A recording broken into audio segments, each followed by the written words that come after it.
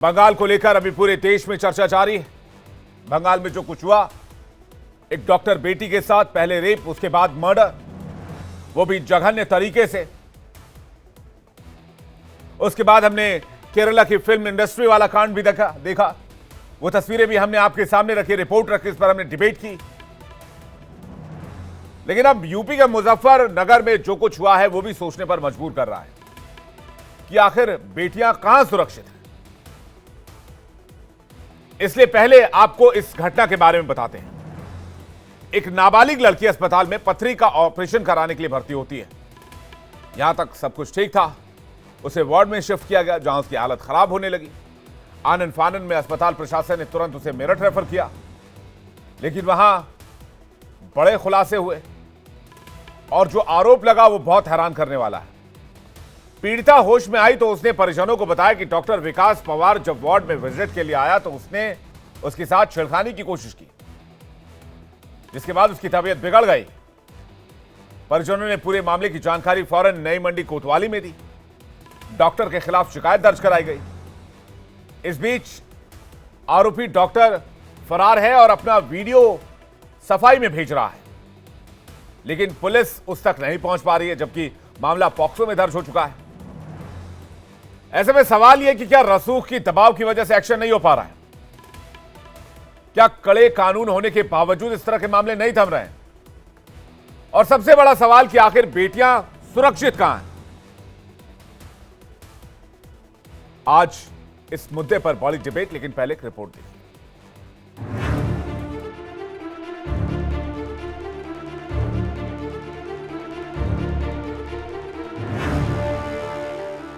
UP का मुजफ्फरनगर शर्मसार हो उठा है। शहर के एक नामी सर्जन की शर्मनाक करतूत का आरोप लगा है। असल में यूपी के मुजफ्फरनगर में जो हुआ वो सोचने पर मजबूर कर देता है कि बेटियां क्या कहीं भी सुरक्षित नहीं।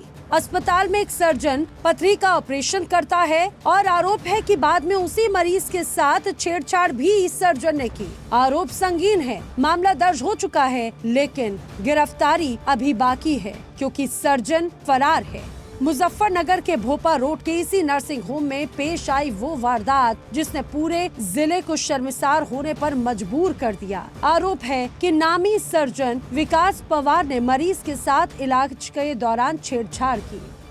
सुसंगत धारा में तजवीज़ कर लिया गया, जो कि महिला उत्पीड़न संबंधी है।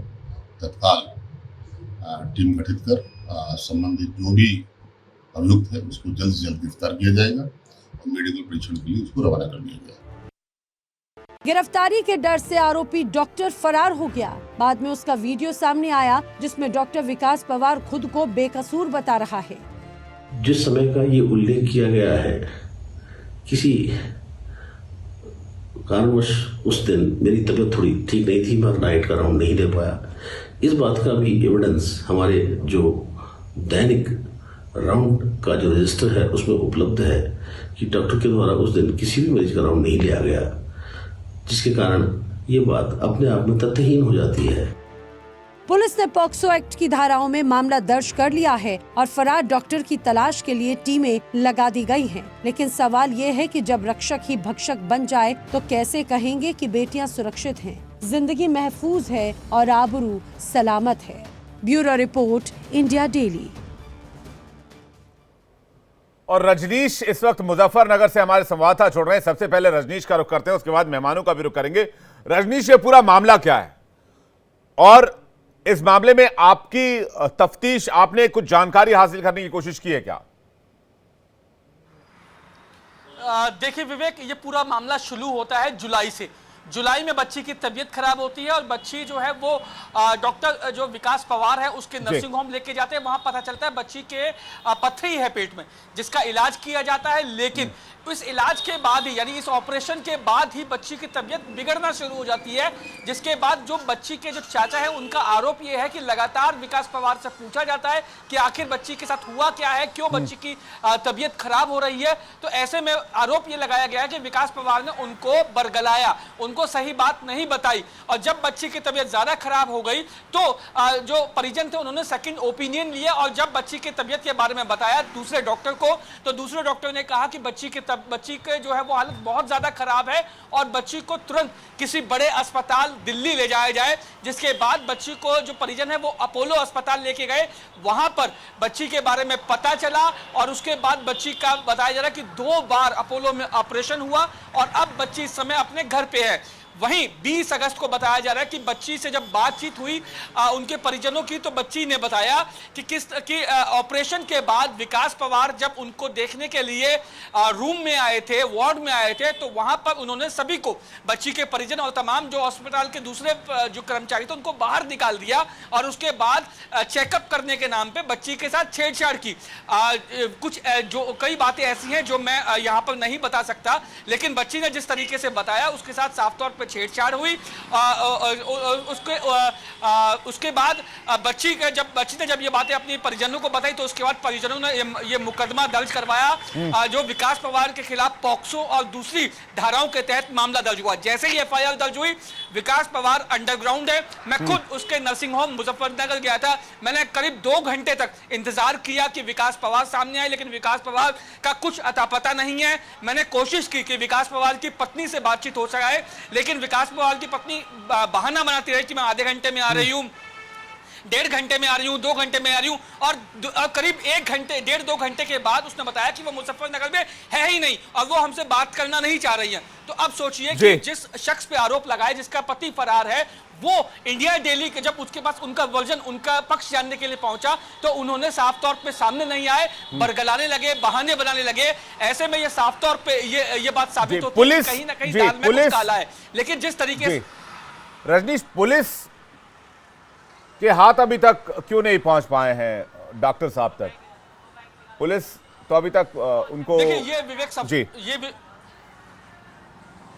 विवेक यही सबसे बड़ा सवाल है कि आखिर अगर डॉक्टर विकास पवार मुजफ्फरनगर सिटी में एक बड़े नर्सिंग होम के मालिक हैं, उनका बड़ा नाम है यहाँ पे, तो आखिर वो गए कहाँ पे हैं, कहाँ पे वो गए हैं, और आखिर वो सामने क्यों नहीं आ रहे हैं? एक वीडियो जो है उन्होंने बनाया और सोशल मीडिया पर जो है वो वीडियो डाल दिया, लेकिन वो कहाँ है, किसके पास है, मुजफ्फरनगर में है या बाहर है, ये किसी को नहीं पता। हालांकि पुलिस भी एफआईआर दर्ज करने के करीब 3-4 दिन के बाद भी अभी तक ये पता नहीं लगा पाई कि विकास पवार आखिर है कहाँ। मैंने उनकी पत्नी, विकास पवार की पत्नी से बात करने की कोशिश की, उनके घर गया, उनके नर्सिंग होम गया, लेकिन हर बार उन्होंने ये बात कही कि मैं आधे घंटे बाद आती हूँ, मैं 1 घंटे बाद आती हूँ, मैं 2 घंटे बाद आती हूँ। एक और जानकारी, लेकिन लब्बो लुबाब ये निकला कि वो नहीं, मतलब वो मीडिया से के संपर्क में भी नहीं आना चाहते, पुलिस के संपर्क से तो भाग ही रहे हैं वो। एक और जानकारी ये मिल रही है रजनीश, इसकी भी पुष्टि कीजिएगा। उस दिन का सीसीटीवी वीडियो नहीं है, सिर्फ रजिस्टर में एंट्री की बात की जा रही है, या फिर रजिस्टर में एंट्री नहीं होने की बात की जा रही है। रजिस्टर के पन्ने फाड़े जा सकते हैं, सीसीटीवी का वीडियो भी मिटाया जा सकता है, लेकिन क्या सीसीटीवी का वीडियो उस दिन का मौजूद नहीं है? और अगर नहीं है तो क्या एविडेंस से छेड़छाड़ हुई है? देखिए विवेक, जो मेरी उनके नर्सिंग होम के स्टाफ से जो मेरी बात हुई, अनऑफिशियल बात हुई, तो उन्होंने साफ तौर पे ये बात कहा कि 1 महीने की रिकॉर्डिंग उनके पास रहती है, उसके बाद की रिकॉर्डिंग नहीं होती। तो इस मामले को 1 महीने से ज्यादा हो गया है, तो जाहिर तौर पर वो ये बताना चाह रहे हैं कि हमारे पास उस दिन की रिकॉर्डिंग नहीं है। जबकि अगर परिजनों की अगर बात मानूं तो परिजनों का यह कहना है कि उनके पास तमाम सबूत है, डॉक्यूमेंट्स हैं, और विकास पवार से जो बातचीत हुई, जो बातें विकास पवार ने बताई, वो तमाम बातों की रिकॉर्डिंग उनके पास है और तमाम एविडेंस उनके पास मौजूद है। ऐसे में जो पीड़ित पक्ष है उसका पक्ष कहीं ना कहीं मजबूत होता दिखाई दे रहा है। जी रजनीश, आपके पास वापस लौटेंगे थोड़ी देर में कुछ और अपडेट्स लेने के लिए, लेकिन फिलहाल मेहमानों का एक बड़ा पैनल हमारे साथ जुड़ गया, उनका स्वागत करते हैं। हमारे साथ तेजस्विनी सिंह जुड़ गई, सामाजिक कार्यकर्ता हैं, मीनल पाठक सामाजिक कार्यकर्ता, रीना सिंह वरिष्ठ वकील सुप्रीम कोर्ट। आप सभी का मैं स्वागत करना चाहूंगा। सबसे पहले मीनल, आपसे सवाल यह है कि अब अस्पताल में भी बेटियां सुरक्षित नहीं है। एक अस्पताल का मामला हम देख ही रहे हैं बंगाल का, एक अस्पताल का मामला मुजफ्फरनगर से फिर सामने आता है, एक नाबालिग बच्ची से छेड़छाड़। इसके अलावा आप देखिए कि वर्क प्लेसेस पे और हर जगह पे इस तरह की खबरें सामने आ रही हैं। ये खबरें परेशान कर रही हैं।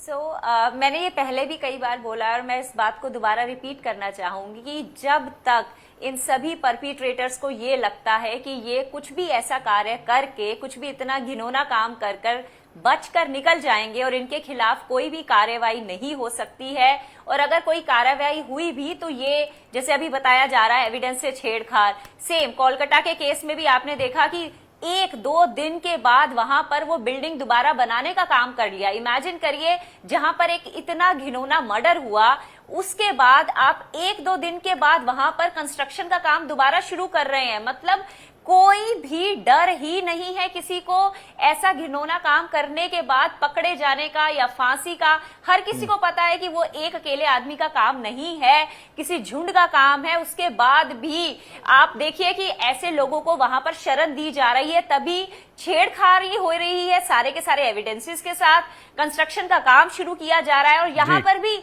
सेम ही सिचुएशंस है, सीसीटीवी की फुटेज नहीं मिल पा रही है। ये सब क्यों हो रहा है? बिकॉज कहीं ना कहीं ये लीवे है हमारे, चाहे पुलिस की कार्यकाली में, चाहे हमारी जिस तरह से हमारे जस्टिस सिस्टम चलता है उसकी प्रणाली में, कि अगर हमारे पास ठोस सबूत नहीं मिलेंगे तो कानूनी कार्यवाही कंप्लीट नहीं हो सकती है और उस तरह से सारे मुलजिम निकल जा सकते हैं, वहां के बीच में से भाग सकते हैं।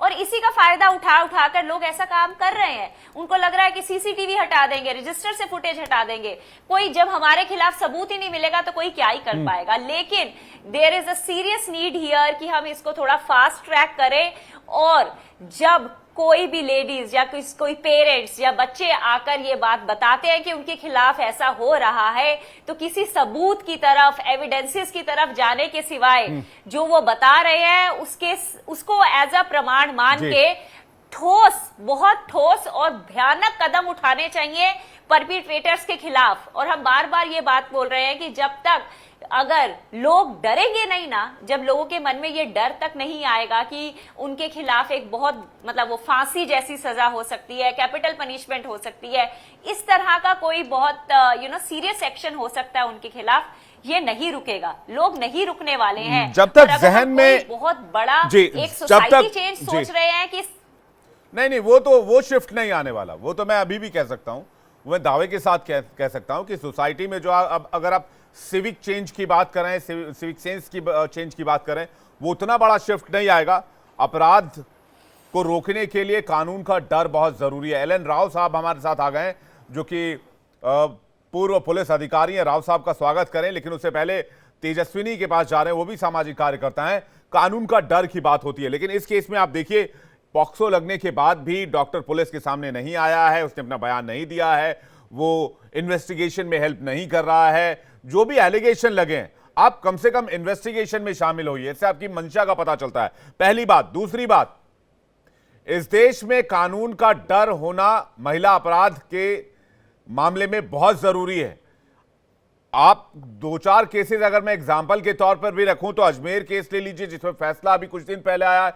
भवरी देवी केस ले लीजिए, जिसमें फैसला कुछ दिन आया। 3-3 दशक तक ट्रायल चलते हैं, सुनवाई चलती है, तब जाकर फैसला होता है।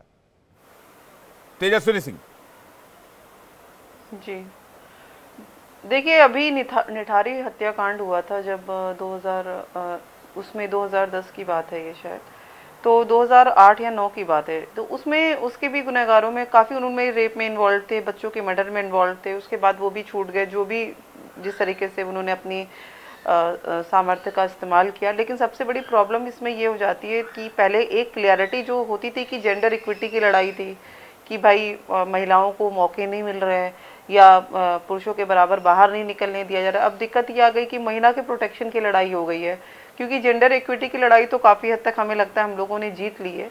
आज देश के बड़े बड़े मुकाम पे महिलाएं हैं और विदेशों में भी बड़े बड़े प्लेटफॉर्म से वो गोल्ड ला रही हैं, कोई सिल्वर ला रहा है, और देश को का नाम रोशन करने में दोनों ही जेंडर्स का काफ़ी बराबरी में रोल है।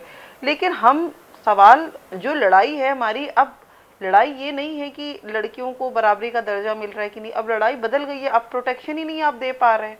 एक आईएएस लेवल की महिला को आप नहीं देख पा रहे, आप एक डॉक्टर लेवल की महिला को प्रोटेक्शन नहीं दे पा रहे। एक अस्पताल के अंदर जहाँ सीसीटीवी कैमरे होते हैं वहाँ एक बच्ची गई, उसको एक आपने मतलब उसके साथ अगर ये, क्योंकि अभी ये पूरी तरह से प्रूफ नहीं हुआ है, लेकिन अगर ये प्रॉपरली इसमें काफ़ी सबूत उस डॉक्टर के फेवर में नहीं है, तो आप इस तरह से सोचिए कि क्योंकि एक महिला बच्ची आती है, वो उन्होंने मानसिक रूप से ये बना लिया कि मैं इस बच्ची का गलत इस्तेमाल कर सकता हूँ, तो साइकोलॉजिकली कहीं ना कहीं वो हम उनको ये मैसेज देते आ रहे हैं ना कि ये किया जा सकता है।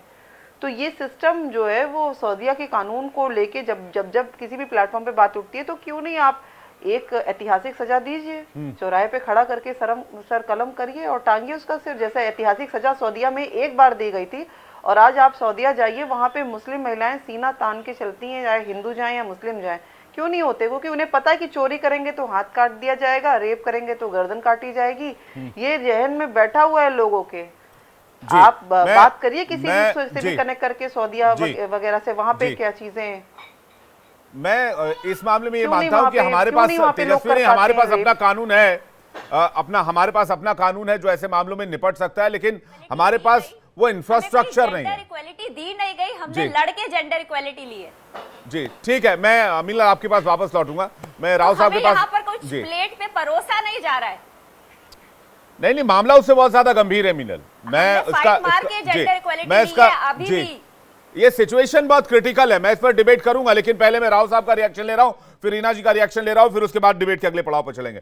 एलन राव साहब, क्यों इस तरह के मामले बढ़ते जा रहे हैं और अपराधियों में खौफ ही नहीं है, आरोपियों के अंदर कोई किसी तरह का डर ही नहीं है? अरे भाई, आप कम से कम इन्वेस्टिगेशन का सामना तो कीजिए।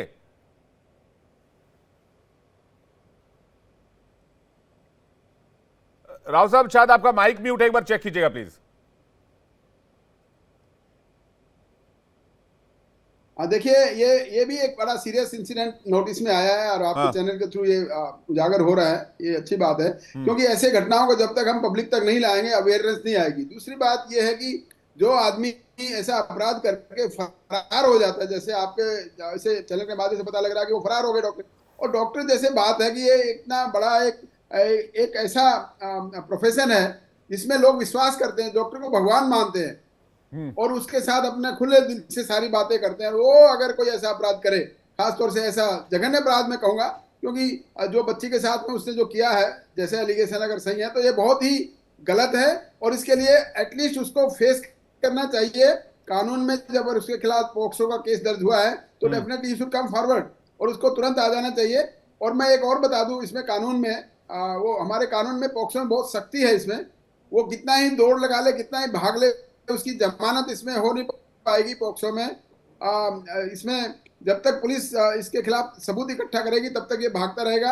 अगर वो एंटीसिपेटरी बेल के लिए कोर्ट में जाएगा तो मुझे नहीं लगता कि इसकी जमानत, इसकी एंटीसिपेटरी बेल हो जाएगी। उसको फेस करना ही पड़ेगा, पुलिस के पास आना पड़ेगा और पुलिस इसको अरेस्ट करेगी। उसके बाद ये फिर बाद में अरेस्ट के बाद इसमें केस चलेगा। तो केस चलने के बाद में ये डिपेंड करेगा कि क्या एविडेंस है, कितनी इस केस में जो सच्चाई है वो क्या है, वो कोर्ट के आगे सामने रखा जाएगा और कोर्ट जब डिसाइड करेगी कि हाँ एलिगेशन सही है तो इसमें बड़ा स्ट्रिक्ट प्रावधान है सजा का, वो सजा भी इसमें मिलेगी अगर एज पर लॉ। पोक्सो में भी कई प्रकार के सेक्शंस हैं, सेक्शन 4, सेक्शन 6, 7, 8, 10। जी राव साहब एक और सवाल जी, राव साहब एक और सवाल आपसे जानना चाह रहा था। अभी तक गिरफ्तारी नहीं हो पाई है, तो क्या ऐसा हो सकता है कि आरोपी जो है वो अपनी रसूख का इस्तेमाल कर रहा हो या पैसों का इस्तेमाल कर रहा हो? देखिए, इसमें वो बात तो मैंने पहले बता दी है, रसूख का इस्तेमाल तो डेफिनेटली करेगा ही, क्योंकि डॉक्टर है, उसके रसूख अच्छे जगह पे होंगे और उन रसूख का इस्तेमाल कितना ही कर ले। मैं समझता हूँ हमारे देश का कानून ऐसा है कि अगर पुलिस चाहेगी, ये मैं आपको दोबारा बोल रहा हूँ, पुलिस चाहेगी तो वो कितने रसूख इस्तेमाल कर ले उसकी जमानत नहीं हो सकती है। ये डिपेंड करता है पुलिस की इन्वेस्टिगेशन में, क्या उसकी फिजिकल अरेस्ट जरूरी है या नहीं है। क्योंकि आपने देखा उससे भूषण के केस में पुलिस ने पोक्सो में भी उसको अरेस्ट नहीं किया, विदाउट अरेस्ट चालान कर दिया था। वो अगर सिचुएशन अगर इसमें रही तो हो सकता है कि विदाउट अरेस्ट हो, लेकिन मैं फिर दोबारा से बोलूंगा पुलिस अगर चाहेगी इन्वेस्टिगेशन तो डेफिनेटली उसको आना पड़ेगा। ये सबसे ज्यादा विडंबना वाली बात है। रीना जी के पास जा रहा हूं। रीना जी चूंकि वकील हैं और मामलों को और बारीकी से समझती हैं। रीना जी, इस तरह के केसेस में हमेशा ये देखा जाता है कि ये केसेस अदालत में प्रूफ नहीं हो पाते हैं, जिसके बाद होता यह है कि जिसके ऊपर आरोप लगते हैं वो फ्री हो जाते हैं और बाद में वो कहते हैं कि भाई हम तो बेगुनाह थे, बेकसूर थे। प्रामा फसाई में एविडेंस से छेड़छाड़, गवाहों का ना होना और या गवाहों का पलट जाना या फिर लंबे समय तक ट्रायल चलना, क्या ये भी जिम्मेदार है ऐसे केसेस के बढ़ने के पीछे? देखिए बिल्कुल, देखिए जो हमारे संविधान के शेड्यूल 17 में, हमारे संविधान के आर्टिकल 15 के अंदर जो राज्य सरकार है उनको ये एक्सक्लूसिव पावर दी है कि वो वुमेन सेफ्टी के लिए जितना भी स्ट्रिक्ट कानून बनाना चाहे उन्हें एक फ्री हैंड है जी। अब यहाँ पे जो सबसे बड़ी प्रॉब्लम है कि अगर एक लोकल इन्फ्लुएंसर, अब यहाँ पे जैसे हॉस्पिटल है, हॉस्पिटल के अंदर एक बड़ा एक एस्टैब्लिश डॉक्टर है, तो बहुत स्वाभाविक सी बात है कि उसका जो एरिया है, वहां के एसएचओ हुए, चौकी हुई, पुलिस स्टेशन हुआ, तो वहां पे उसके एक रेगुलर नॉर्मल तरीके में ऐसी सांठगांठ या फिर एक नॉर्मल ऐसा इन्फ्लुएंस होता है कि उसका एक लोकल दबदबा होता है। उसे मालूम है कि कल को अगर मेरे यहाँ पे कोई भी ऐसी दिक्कत होती है तो मैंने कैसे सिचुएशन को संभालना है। अब उसके बाद कहीं पे कोई क्राइम हुआ, क्राइम होने के बाद जो एक हमारे देश में सबसे बड़ी प्रॉब्लम है कि इतने स्ट्रिक्ट लॉज होने के बाद भी एक्शन एक रियलिटी में हमें क्यों नहीं इंप्रूवमेंट दिख रही और डे बाय डे जो सिचुएशन है वो खराब होती जा रही है। उसका सबसे बड़ा कारण है कि पुलिस और पॉलिटिकल नेक्सस हर लेवल पे, चाहे वो ग्राउंड उसमें है, कहीं पे भी, कहीं पे क्राइम हुआ, उसके बाद एक जो आईओ अपॉइंट हुआ, आईओ ने अपनी तफ्तीश की, एविडेंसेस इकट्ठे किए। अब जो भी एविडेंसेस होंगे, पुलिस जो भी एविडेंस गैदर करेगी, आईओ जो भी रिपोर्ट बनाएगा, वो तो बाद में जज साहब के पास टेबल पे जाएगी। पर अगर यहाँ पे एविडेंसेस के साथ छेड़छाड़ होती है, सही तथ्य नहीं रखे जाते, तो सारी जो चीजें हैं वो निरर्थक हो जाती हैं। अब ट्रायल होगा, ट्रायल में सबसे बेसिक चीजें क्या होती है? इन्वेस्टिगेशन, मेडिकल रिपोर्ट, ठीक है, मेडिकल रिपोर्ट आ गई, उसके बाद जो एविडेंसेस है, गवाह है, अब ट्रायल कितना लंबा चलेगा। हालांकि अब जो क्रिमिनल केसेस हैं, नए जो कानून आए हैं, भारतीय सुरक्षा संहिता, भारतीय न्याय संहिता 2023, इसके अंदर ये डायरेक्ट प्रावधान है कि कोई भी अगर आपराधिक घटना घटती है, एफआईआर रजिस्टर होती है, तो 3 साल के अंदर उसको बिल्कुल कंप्लीट खत्म हो जाएगा वो मामला और उसमें सजा सुना दी जाएगी। ये एक अच्छी बात बताई आपने जी, ये एक अच्छी बात बताई। मुझे लगता है कि इससे इन्वेस्टिगेशन में और केस कंप्लीट करने में बड़ी मदद होगी। लेकिन जो मैं आंकड़ों की बात कर रहा था वो बहुत मतलब वो सीरियस इंडिकेशन है वो, जिसके ऊपर आज हम ये डिबेट कर रहे हैं। आप अगर देखेंगे 2016 के आंकड़े और 2022 तक के आंकड़े, 22-23 तक के आंकड़े मुझे मिले हैं। 2016 में एनसीआरबी ने जो डेटा रिलीज किया था महिलाओं के खिलाफ अपराध में पैन इंडिया में, उसके मुकाबले जो 2022 में जो डेटा आया उसमें आप लोगों को यकीन नहीं होगा, दर्शकों को भी यकीन नहीं होगा, लगभग 26.5% का इजाफा है। 26.35% इंक्रीज हो गया है महिलाओं के खिलाफ अपराध। और इसमें अपराध के मामलों में आप जो भी कैटेगरी इसमें है सब कुछ इसमें शामिल किया गया है। लेकिन फिर भी आप बताइए कि 2016 में लगभग 3.5 लाख के आसपास का मामला था, वो 2022 में 4 लाख को क्रॉस कर गया पूरे देश में, पैन इंडिया में। तो ये ईयर बाय ईयर बढ़ रहा है और ये बहुत डेंजरस पैटर्न है, इसको समझना होगा। ये ऐसा नहीं है कि एक ही लाइन पे चल रहा है, ये बढ़ता जा रहा है और ये 26.5% का इंक्रीज है पिछले 6 साल में, 2016 से 2022 तक। देखिए, इसका जो सबसे बड़ा कारण है, जिस तरह से एक जो डिजिटाइजेशन बढ़ा है, देखिए एक जो सोसाइटी के अंदर संवेदनशीलता में कमी आई है, जो एजुकेशन है, क्वालिटी एजुकेशन। और अगर आप देखेंगे कि जो एनसीआरबी का डाटा है उसमें ऐसा भी डाटा उपलब्ध है वेबसाइट के ऊपर जो आपको ये बताएगा कि जो हैबिचुअल ऑफेंडर है और जो रिपीटेड क्राइम्स उन्होंने करे हैं, एक सर्टन कैटेगरी है, या फिर हम ये कहें कि एक जो लार्जर परसेंटेज है क्रिमिनल्स की, वो है कि जिनका क्वालिटी एजुकेशन बहुत ही लो है, परिवार में संवेदनहीनता है। और यहाँ पे जो एक सबसे बड़ा, देखिए इस चीज को कर्ब हम करेंगे उसके बारे में बिल्कुल ये एक अनलिमिटेड स्कोप है, बहुत सारे ऐसे ऑप्शंस हैं, पर जो सबसे बड़ा कारण है, जिस तरह से एक साइबर और डिजिटाइजेशन हुआ है, अनलिमिटेड इंटरनेट, बड़ा ही सस्ता डाटा जो अवेलेबल है कि हर एक कूड़ा उठाने वाला, ऑटो ड्राइवर, कहीं पे भी अगर जहां पे भी महिलाएं हैं, और अब ये जो मुजफ्फरनगर का जो इंसिडेंट हुआ है, ये देखिए अगर अब कहाँ सुरक्षा रह गई है। और दूसरा, अगर आपने एफआईआर कर भी दी है तो आईओ क्या रिपोर्ट बनाएगा, और इस बात की क्या गारंटी है कि ये जो डॉक्टर है वो वहां पे इन्फ्लुएंस करने की कोशिश नहीं करेगा। अब जैसा मैंने आपकी रिपोर्ट में देखा कि डॉक्टर ये कह रहा है कि नहीं, आपने कहा कि भाई परवरिश का और एजुकेशन का फॉल्ट हो सकता है इसमें, लेकिन मैं ऐसा नहीं मानता हूं। मुझे लगता है कि इसमें आप जब घर से बाहर निकलते हैं तो आपका सर्कल क्या है, आप कहां उठ रहे हैं, कहां बैठ रहे हैं, कैसे लोगों के साथ मिल रहे हैं, किस तरह की दोस्ती है आपकी, ये चीजें बहुत मैटर करती हैं first of all. Second thing जिसकी मैं बात कर रहा हूं रीना जी बार बार, क्या 3-3 दशक तक ट्रायल चलने चाहिए? देखिए अब उस पे रोक लगी है। देखिए विवेक जी, मैं यहाँ पे आपको ये बताना चाहूंगी कि अभी कुछ टाइम पहले जो ट्रैफिक रूल्स हैं कि अगर जैसे 18 साल से कम उम्र के बच्चे अगर गाड़ी चला रहे हैं तो अगर कोई भी दुर्घटना होती है तो सीधा उनके पेरेंट्स लायबल है। तो यहाँ पे हमें क्या जरूरत है कि जो भी ऐसे क्राइम करते हैं तो स्ट्रेच वहां पे जाए जहां पे उनकी एसेट्स हैं, लायबिलिटी वहां तक स्ट्रेच हो कि इमीडिएट कि उनका सीजर हो एसेट्स का, कि एक जो भय, मैं वही डर की बात कर रहा हूं। आपने ओवरऑल सारे प्रोस्पेक्ट पे बात की, लेकिन मैं डर की बात कर रहा हूं। आप जो सिविक शिफ्ट की बात कर रहे हैं कि भाई परवरिश में चेंजेस आ जाए, सोच में चेंजेस आ जाए, एजुकेशन तुरंत से अच्छा हो जाए, वो चीजें ईयर बाय ईयर या डेकेड बाय डेकेड शिफ्ट होती है, बहुत टाइम टेकिंग प्रोसेस है। लेकिन कानून का डर आज के आज और अभी के अभी बनाया जा सकता है। मीनल कुछ कहना चाह रहे हो, उसका राव साहब आपके पास आ रहे हो, तेजस्विनी आपके पास आ रहे हो। सबसे बड़ा सवाल यही है कि महिलाएं अगर आज की तारीख में अगर कोई भी ऑफेंडर ये सोच पा रहा है तो सोच के पीछे की वजह ही यही है कि ज्यादा से ज्यादा क्या होगा, जबकि रेप केस में इस देश में फांसी की सजा का प्रावधान है, लेकिन फिर भी वो ये सोच पा रहा है कि ज्यादा से ज्यादा क्या होगा, 4-6 महीने की जेल फिर हम बाहर।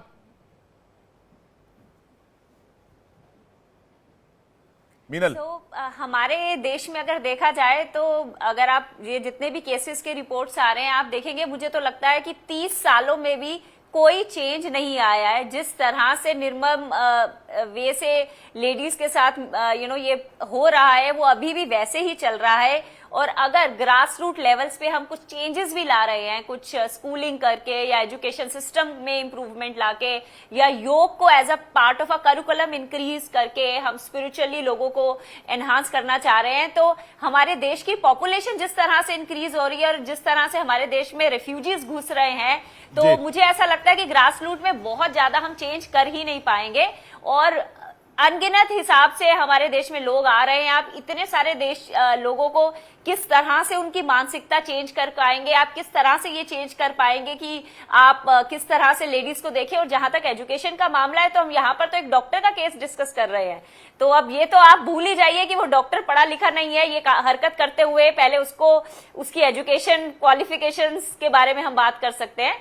द आइडिया हियर इज कि हमें एक बहुत ही ठोस सिस्टम चाहिए इस चीज को डील करने के लिए। 50 साल पहले भी चाहिए था, 30 साल पहले भी चाहिए था और आज भी चाहिए। और वो सिस्टम इतना ठोस होना चाहिए जिसमें ये जो लोग कर भी रहे हैं ना, जैसे ऐसा आपने अभी देखा पहले जब डाइवोर्स के बहुत सारे केसेस में गर्ल्स के साथ बहुत बुरा हो रहा था, गर्ल्स को जलाया जा रहा था या गर्ल्स सुसाइड कर रही थी, वो अभी भी हो रहा है। अभी भी परसों एक केस आया जिसमें लड़की ने सुसाइड की डॉरी के केस में। बट इसको डील करने के लिए इतना स्ट्रिक्ट लीगल उसका एक्शन बनाया गया कि पूरी की पूरी फैमिलीज को जेल के पीछे डाला गया। आई नो उसका कहीं ना कहीं मिसहैंडलिंग भी हुई, बट बहुत चेंज आ गया सिस्टम में। लोग डरने लग गए कि ये लड़की जाके अगर हमारे खिलाफ रिपोर्ट कर देगी तो पूरी की पूरी फैमिली जेल के अंदर चली जाएगी। ऐसा हुआ और उसके कारण पूरी सोसाइटी में चेंज भी आया।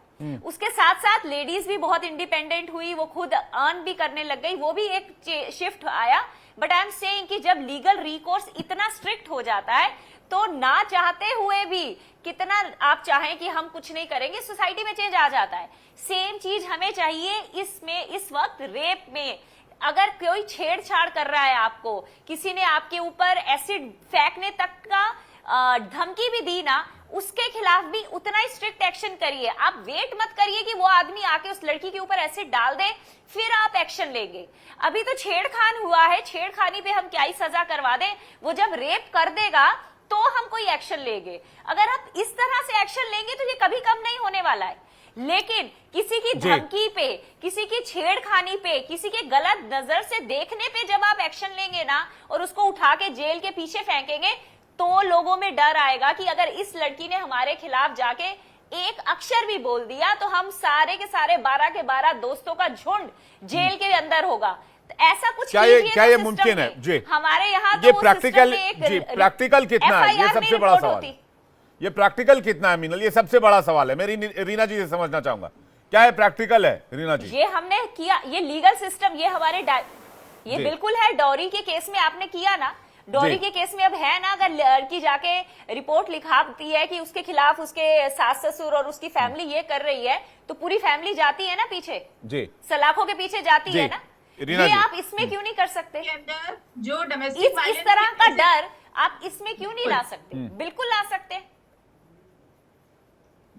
देखिए, जो महिलाओं के अगेंस्ट जो क्राइम है, डोमेस्टिक वायलेंस के जो ऐसे केसेस होते हैं 498A में, उसमें FIR के अंदर, और ये स्पेसिफिकली विवाहित महिलाओं के लिए ही है, इसमें अगर सास करना चाहे वो ऐसे प्रावधान नहीं है कि अगर वो डोमेस्टिक वायलेंस का शिकार है बहू के हाथों, तो ये जो एक सर्टेन कैटेगरीज है, हाँ क्राइम है। और दूसरा, जैसे मैंने भी बताया कि ट्रैफिक को लेकर के अभी जो एक आए हैं कि वो पूरे पेरेंट्स तक को एक्सटेंड किया गया है, तो वहां पे पेरेंट्स भी बहुत ज्यादा कॉशियस है कि अगर बच्चे कोई अंडर एज में जाकर के ड्राइविंग कर रहे हैं और उन्होंने कहीं एक्सीडेंट करा तो पेरेंट्स तक वो चीज आएगी। तो देखिए, अब मैं आपको एक एग्जांपल देती हूँ दुबई का। अभी हाल ही में जो दुबई के शेख हैं, उन्होंने उनका एक जो स्टेटमेंट था वो बहुत वायरल हो रहा था। उसमें ये था कि अगर आधी रात को या ऑड आवर्स में कोई महिला सुरक्षित फ्रीली कहीं ग्लोब में घूम रही है तो आप यकीन मानिए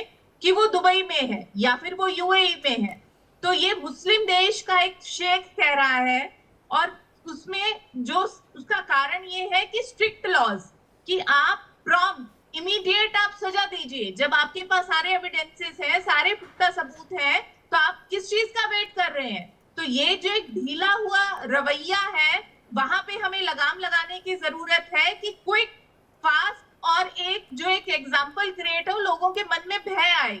अब अगर जब तक आप एक डर क्रिएट नहीं करेंगे, ठीक है, अब यहाँ पे एक डॉक्टर है, ऐसे बहुत ही कम परसेंटेज है, पर एक जो ज्यादा परसेंटेज जो है, जो असंवेदनशीलता की लोगों का जो एक यूथ है या फिर एक जो वैसे एक मानसिकता वाले, जहाँ पे कैजुअल अप्रोच है कि क्या होगा। और जो बात आप कह रही हैं रीना जी, वो बात आज प्रधानमंत्री ने भी कही। आज प्रधानमंत्री एक सम्मेलन में थे जहां पर CJI chief justice of India भी मौजूद थे, और प्रधानमंत्री ने कहा कि न्याय प्रक्रिया में तेजी लाना बहुत जरूरी है, क्योंकि माना यह जाता है कि justice delayed is justice denied जी। और अगर वक्त पे ट्रायल पूरा नहीं हुआ तो एविडेंसेस भी खत्म हो जाते हैं और गवाह भी मिल पाने बहुत मुश्किल हो जाते हैं। कई केसेस में हमने ये देखा है। जी बिल्कुल, देखिए आपने बहुत अच्छी बात कही। और देखिए, जब ऐसे केसेस में अब जो बच्ची के साथ हुआ है और अब जो कोलकाता में हुआ, जब जजेस के सामने ऑर्डर्स के लिए फाइलें आती हैं तो जजेस को सब पता होता है, पर जो जजेस हैं वो भी वहां पे हेल्पलेस हो जाते हैं, जहाँ पे IO फाइल्स के साथ या फिर एक ग्राउंड लेवल पे वो चीजें सामने ही नहीं रखते। फोरेंसिक रिपोर्ट्स, पोस्टमार्टम रिपोर्ट्स के साथ छेड़छाड़ हो जाती है।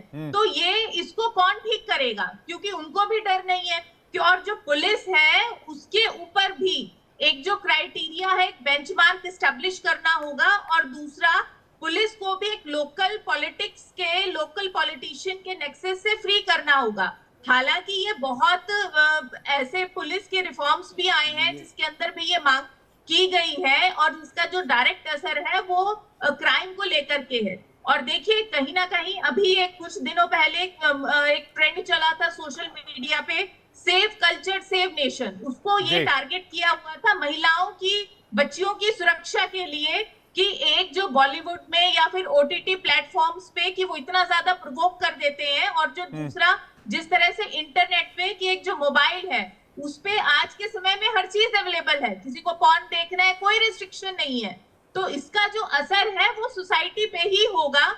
और जब आपके पास एक आपकी पुलिस पॉलिटिकल नेक्सस से आप उस चीज पे लगाम नहीं लगा पा रहे हैं, तो ये अपने आप में बहुत बड़ा चिंता का विषय है।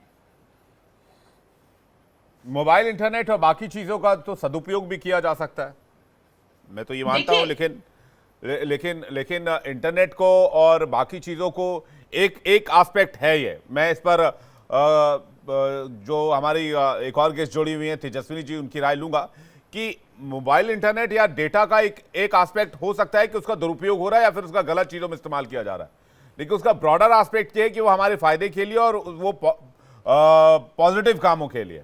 लेकिन फिर घूम फिर के वहीं आ जाती है जब प्रधानमंत्री के बयान का मैंने जिक्र किया, उन्होंने कहा कि न्याय प्रक्रिया में तेजी की आवश्यकता है, क्योंकि आप जो पैटर्न है वो देखेंगे राव साहब, 2016 से लेकर अभी तक 2016 में जो मामले थे वो 3,40,000 के करीब थे ओवरऑल इंडिया, और जो मामले 2022 के 31 दिसंबर तक दर्ज किए गए वो थे 4,28,278, और ये जो मामले थे अपहरण, बलात्कार, घरेलू हिंसा, दहेज हत्या और महिलाओं पर हमले के, इसमें कहीं कोई कमी नहीं आई है। तो हमारा समाज जागरूक नहीं हो रहा है कहीं से भी, हम पढ़ लिख कर बहुत ऐसे होशियार नहीं बन जा रहे कि महिला अपराध में कमी आ जा रही है, ये अपराध बढ़ रहे हैं और ये बहुत खतरनाक पैटर्न है। राव साहब जी जी, देखिए ये वास्तव में ही विवेक जी जो स्टैटिस्टिक्स आपने बताए वास्तव में अलार्मिंग है, और इससे हमें सबको चिंता करने की जरूरत है, पब्लिक को भी, और जो सिविल एडमिनिस्ट्रेशन है हमारा, जो पुलिस एडमिनिस्ट्रेशन है, जुडिशरी एडमिनिस्ट्रेशन है, इन सबको चिंता करने की जरूरत है। इतने केसेस बढ़ क्यों रहे हैं, ये वजह क्या है? क्या हमारे पास सोशल ऑब्लिगेशंस नहीं है? क्या लोगों की अवेयरनेस नहीं है? बढ़ने की वजह तो एक अभी मैं बता देता हूं कि जनरल अवेयरनेस वेमेन वो इंक्रीज हुई, डेफिनेटली होनी भी चाहिए, क्योंकि पहले जो होते थे अपराध उसमें वेमेन बहुत से केसेस में कंप्लेंट नहीं करती थी, लेकिन अभी कंप्लेंट करने की जो ये है एक प्रकार से एक प्लेटफॉर्म मिला है कि वो अभी आप ऑनलाइन भी कंप्लेंट कर सकते हैं, और जाके पुलिस स्टेशन में, हर पुलिस स्टेशन में महिला पुलिस एक सेल बना हुआ है, महिला पुलिस बैठती है वहां पर, कोई भी अगर महिला को रिपोर्ट करने जाए, दिल्ली की बात कर रहा हूँ, दिल्ली में महिला डेस्क है, महिला असिस्टेंस डेस्क बोलते हैं, वहां जाके रिपोर्ट करें। और धीरे धीरे लोगों को ये अवेयर भी किया जा रहा है कि देखिए महिलाओं को खास तौर से कि ऐसा कोई अपराध आपके पास होता है, बेझिझक आकर पुलिस में रिपोर्ट करिए, उसकी कार्रवाई तुरंत होती है। 2013 में वर्मा कमीशन जो हुआ था, निर्भया के बाद में जो हुआ था, उसमें तो अगर पुलिस में ऐसी कोई कंप्लेंट करते हैं, रेप में, मोलेस्टेशन में, या ऐसी कोई 354 आईपीसी के ऑफेंस अगर आते हैं, तो irrespective of waiting anything, police had to register FIR, जो भी एज पर लॉ बनती थी वो, और वो केसेस दर्ज होते थे अभी। लेकिन न्यू लॉ में थोड़ा सा अभी मेरे ख्याल से इसमें थोड़ी सी चेंज किया है, और उस चेंज के हिसाब से हो सकता है थोड़ी सी दिक्कत आए, लेकिन फिर भी महिलाओं के प्रति हम सब लोग सजग हैं, और महिलाओं के जो अपराध हैं उनको रोकने के लिए पूरी कोशिश पुलिस की तरफ से की जा रही है, प्रशासन की तरफ से की जा रही है।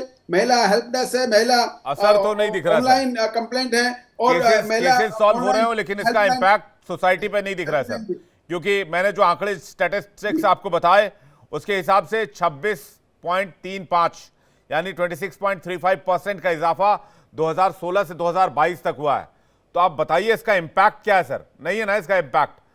बेशक पुलिस बहुत मेहनत कर रही हो, बेशक जो सोसाइटी में लोग हैं वो लोगों को जागरूक करने के लिए, अवेयरनेस फैलाने के लिए काम कर रहे हो, लेकिन इसका इम्पैक्ट नहीं। आप देखिए ना सर, 2012 में क्या हुआ था, इसी दिल्ली में, देश की राजधानी में निर्भया कांड हुआ, उसके बाद पूरे देश में मुहिम चली, कैंडल मार्च निकाला गया, और फिर आप देखिए कि 2024 में ठीक 12 साल बाद क्या हुआ कोलकाता में, सेम पैटर्न पर एक डॉक्टर की मर्डर की गई, और उस पहले रेप किया गया, फिर मर्डर कर दिया गया।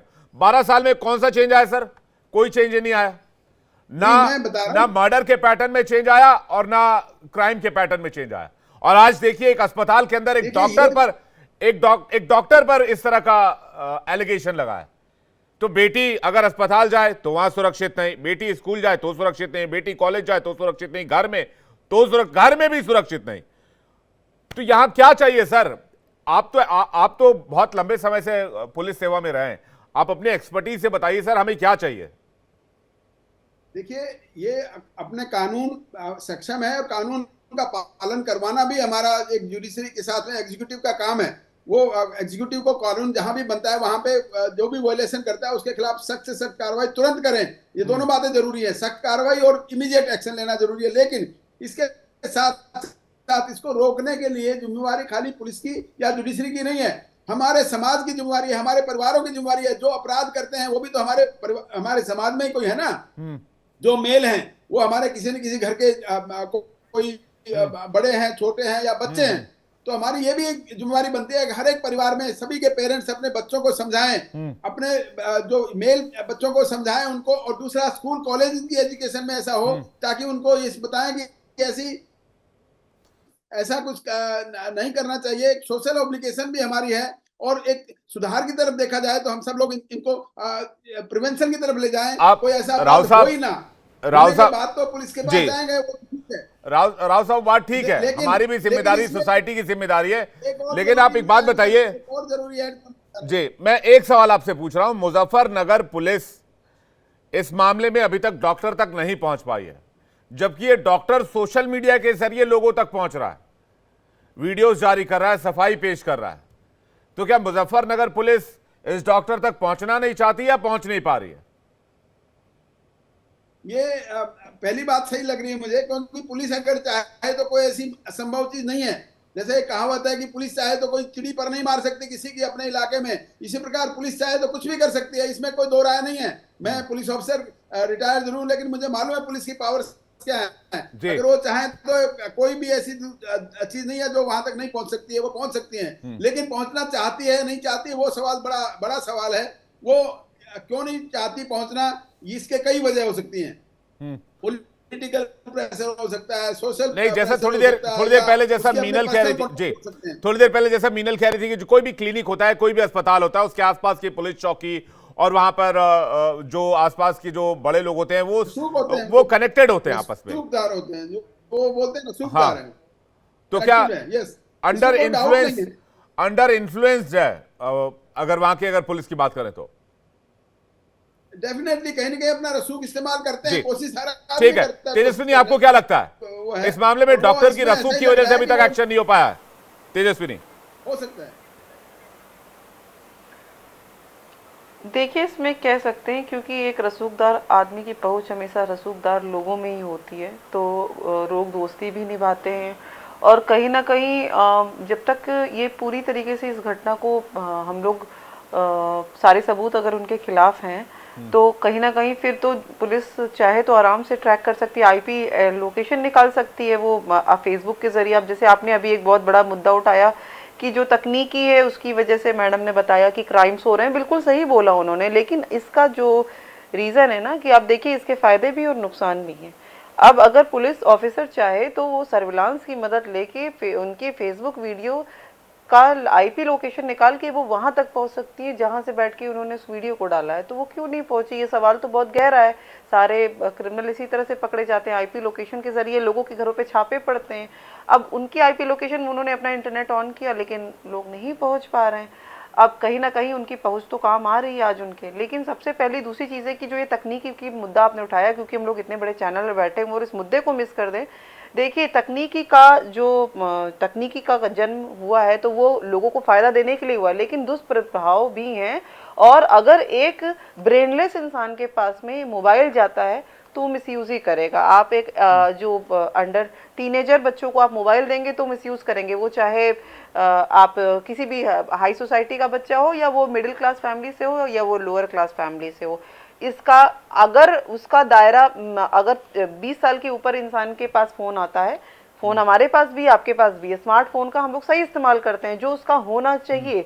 लेकिन आप उन तबकों को देखिए, आपके घर काम करने वाले जो स्टाफ हैं, जो कम पढ़े लिखे हैं, वो लोग क्या करते हैं, वो दिन भर अननोन नंबर से कॉल आएगी उसको उठा लेंगे, उनसे बात कर लेंगे। तो कहीं ना कहीं इसके लिए भी बहुत सेंसिटिव है, क्योंकि जब क्राइम्स बढ़ा, क्योंकि लोगों की पहुंच बढ़ गई है, कोई कहीं से किसी को कांटेक्ट कर ले रहा है। और बच्चों के पास तो स्मार्टफोन होना ही नहीं चाहिए।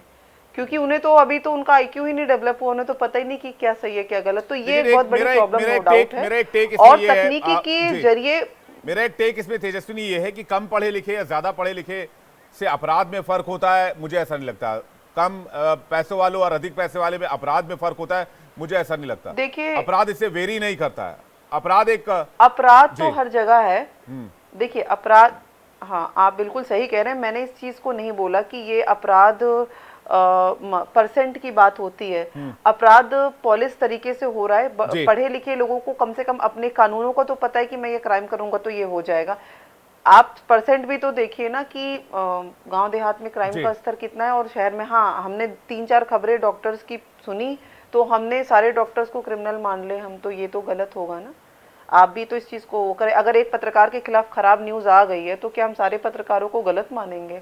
वैसे ही कहीं ना कहीं एक रेशियो बहुत इंपॉर्टेंट होता है। तो एक सबसे बड़ी प्रॉब्लम ये हो जा रही है कि क्राइम तो कहीं कम नहीं है, अब जो हायर लेवल है उसमें थोड़े पॉलिश तरीके इस मामले पर आते हैं क्या? इस मामले में है, लेकिन मुजफ्फरनगर की पुलिस कार्रवाई से बच रही है, ये एक बड़ा बेसिक सा सवाल है जो कि बार बार उठाया जा रहा है। इस पर रीना जी कुछ कहना चाह रही है, उसके बाद मीनल आपके पास आ रहा हूँ। देखिए, अभी आंध्र प्रदेश में एक हॉस्टल के अंदर बाथरूम में हिडन कैमरा लगा दिया जहां पे 300 लड़कियों के ऑब्सीन वीडियोस बने। मिले कहां से? एक लड़के के लैपटॉप से। तो ये भी टेक्नोलॉजी के बगैर वहां पे, हालांकि ये अभी बहुत ज्यादा भी ये मुद्दा फैला नहीं है। और दूसरा, विवेक जी, मैं आपको एक एग्जांपल देती हूँ कि जो लोग एक हॉक्स कॉल करते हैं कि पुलिस कितनी स्मार्ट है अपने काम करने में, वो आप इस एग्जांपल से समझ सकते हैं। आप किसी भी आईएसटी पीसीओ से एक हॉक्स कॉल कीजिए, आप उसके बाद अपने कार स्कूटर में बैठ करके चले जाइए, एक जो बम को लेकर के कि सो एंड सो फ्लाइट के अंदर बम है, सो एंड सो वहां पे बम है, तो पुलिस कितनी जल्दी उन्हें पकड़ लेती है। ऐसा नहीं है कि पुलिस को के पास वो रिसोर्सेज नहीं है या फिर पुलिस का वो नेटवर्क नहीं है, सब कुछ अवेलेबल है। कमी कहाँ पे है कि एक जो नेक्सस क्रिएट है लोकल लेवल पे, क्योंकि ये कहीं ना कहीं से चीजें वही इन्फ्लुएंस हो जाती है। किसी दूसरे शहर की टीम आकर के वहां पे मुजफ्फरनगर में इन्वेस्टिगेशन नहीं करेगी जब तक कि केस को सीबीआई को नहीं सौंपा जाएगा। सीबीआई को केस तब सौंपा जाएगा जब तक सब कुछ हो चुका होगा। और जो एक लोकल लेवल पे जो पुलिस है, वो वहां का आईओ, वहां पे एक जो पंचनामा जब होता है वो बहुत ही पहले हो चुका होता है, और जो भी तथ्यों के साथ छेड़छाड़, जो भी इन्फ्लुएंस करना है, वो तब तक चीजें जो भी शेप देना चाहे आईओ वो तब तक दे चुका होता है। तो वहां पे एक जो स्ट्रिक्टनेस है वो बहुत जरूरी है। हम कितने स्ट्रिक्ट कानून बना लें, ठीक है, हम ट्रायल में तेजी कर सकते हैं, हम सजा देने में तेजी कर सकते हैं, पर हम ये सिक्योर कैसे करेंगे कि जो आईओ ने इन्वेस्टिगेशन की है, आईओ ने जो एविडेंसेस इकट्ठे किए हैं, वो निष्पक्ष है। वो ऐसा नहीं है कि वो किसी के दबाव में आकर के। तो यहाँ पे एक हमें कंट्रोल करने की बहुत ज्यादा जरूरत है। मुझे लगता है ऐसे मामलों में, जैसे अगर मुजफ्फरनगर का मामला सामने आया तो आप मेरठ के किसी पुलिस ऑफिसर को वहां भेजकर उसको उसका आईओ बना दीजिए, मामला ही सॉल्व। नहीं, देखिए यहाँ पे लोकल अब क्या है, अब वो जब तक वहां पे आएगा, ये तो पूरी व्यवस्था का सिस्टम है ना, ये आपके हमारे कहने से नहीं होगा। नहीं, जैसे ही एफआईआर हुई, किसी ने एफआईआर करवाई, उसमें आईओ उस थाने का अपॉइंट हो ही ना। आईओ जो आए उसमें वो किसी अदर डिस्ट्रिक्ट से आए, किसी दूसरे जिले से आए। बिल्कुल, ये बहुत अच्छा पॉइंट है। और कई बार मैं पहले भी कई बार डिस्कशंस में ये चीज उठा चुकी हूँ, और खासकर महिलाओं के अगेंस्ट क्राइम में, कि वो वहां से एक दूसरी जगह से टीम आए जो लोकल इन्फ्लुएंस में ना हो। और जैसा मैंने पहले कहा कि संविधान की शेड्यूल 17 में आर्टिकल 15 में स्टेट गवर्नमेंट को ये पावर है कि वो सुरक्षा के लिए अनलिमिटेड पावर्स है उनके पास। वो कैसे भी कानून बना सकते हैं, चाहे वो पुलिस को रेगुलेट करने के लिए हो, चाहे वो महिलाओं की, बच्चों की सुरक्षा के लिए हो। तो यहाँ पे एक जो मुद्दे हमें ग्राउंड पे हिट करने की जरूरत है, और रिजल्टेंट कि जहाँ पे एक जो लोकल इन्फ्लुएंस है वो बिल्कुल खत्म हो। ठीक है मीनल, क्या इस मामले में पुलिस को और ज्यादा एक्टिव दिखना चाहिए था, जो कि अभी तक तस्वीरों में नहीं दिख रहा है, इसलिए मुजफ्फरनगर पुलिस पे सवाल उठ रहे हैं? बिल्कुल, आई एम ट्राइंग टू से बार बार सेम चीज कि हमें एक बहुत ही स्ट्रॉन्ग डेटरेंस क्रिएट करने की जरूरत है हमारे सिस्टम में। अभी जितने भी केसेस के बारे में हम बात कर रहे हैं ना, ये एक बहुत ही मिनिस्क्यूल परसेंटेज है उन सभी केसेस का जो रिपोर्ट हो रहे हैं, और अभी एक बहुत बड़ा हिस्सा वो केसेस हैं जो रिपोर्ट हो ही नहीं रहे। लेकिन अगर आप अपने सिस्टम में एक स्ट्रॉन्ग डेटरेंस केसेस क्रिएट कर लेना, मतलब एटलीस्ट जो केस रिपोर्ट हो रहे हैं और जो हाई प्रोफाइल केसेस बन रहे हैं, एटलीस्ट इन्हीं में ही बहुत स्ट्रिक्ट और अच्छी सी पनिशमेंट दे जाए कि वो एटलीस्ट एक एग्जांपल तो सेट करें उन सभी केसेस के ना होने का। आप आई अंडरस्टैंड कि एक फास्ट ट्रैक कोर्ट बनेगा, फास्ट ट्रैक आप केसेस करेंगे, आपने निर्भया फंड भी क्रिएट कर दिया, बट आप देखिए तो उसकी एग्जीक्यूशन किस ढंग से हो रही है या उसका ग्राउंड लेवल पे क्या चेंज आ रहा है। बिल्कुल, यानी कि कुल मिलाकर बातचीत पुलिस की लापरवाही पर आ चुकी है। जी ठीक है, कुल मिलाकर हो ही ना मीनल, कुल मिलाकर बातचीत पुलिस की लापरवाही पर आ चुकी है और केसेस होने ही नहीं चाहिए। और मुझे लगता है कि कानून का डर बनाने की एक बात जो है वो होनी चाहिए, और इस मामले में अभी तक पुलिस का एक्शन नाकाफी दिख रहा है, ये बात भी अभी तक सामने आ रही है। आप सभी मेहमानों का शुक्रिया हमारे साथ जुड़ने के लिए, इस खबर पर हमारे साथ इस डिबेट में हिस्सा लेने के लिए। दर्शकों, आपका भी बहुत बहुत धन्यवाद।